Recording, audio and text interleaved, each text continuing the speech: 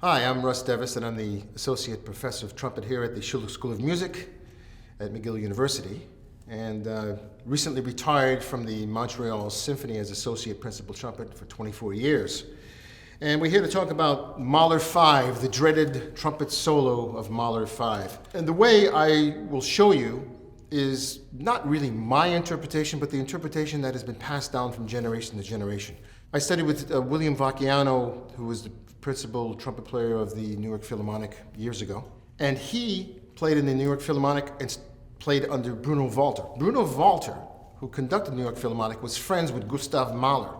Gustav Mahler told Bruno Walter how to interpret the trumpet solo here. Bruno Walter told Vacchiano, Vacchiano told me, and a whole mess of other students. Mahler explains at the bottom that the triplets at the beginning should be rushed and hurried in a way. But he also said that if you just play this in a beat of 6, then it will come out perfectly. So technically speaking, it's a da-da-da-dum. If you count 6, 1, 2, 3, 4, 5, da-da-da-dum, da-da-da-dum, da-da-da-dum, is the correct way to do this. So that gives you the feeling of fleeting ahead. Number 2, each triplet you play, the first 3 triplets, each one should have a crescendo. Each one should be a little bit louder than the first. The second a little bit louder, the third a little bit louder. Now when you come to the fourth one should have the dynamic of the second one, consequently the third one, and then finally you're at your fortissimo. So, 1, 2, 3,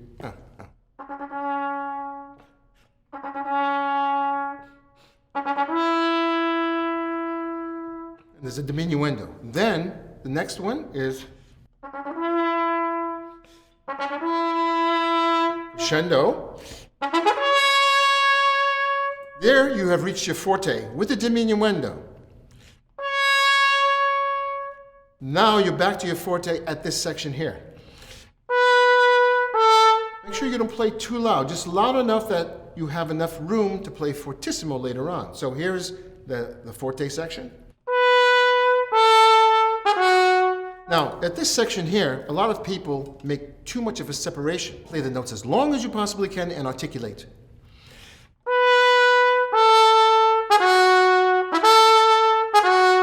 You don't want to go.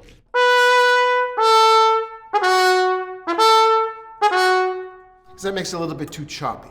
The next small section is the quarter note triplet called Trillo flechtig, which means to a fleeting moment.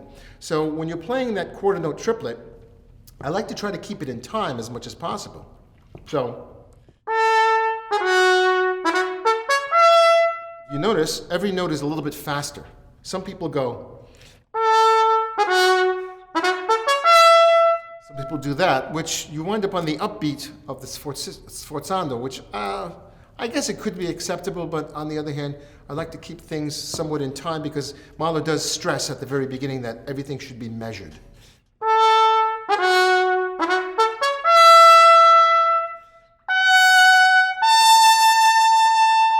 Now that was the fortissimo on the high A with the diminuendo. Then continuing, I continue my fortissimo and I sustain the notes as long as I can.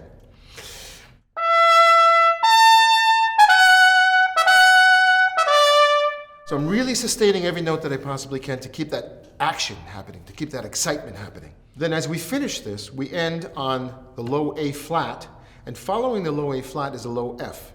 Since we're playing on a C trumpet, the C trumpet cannot play the low F very well.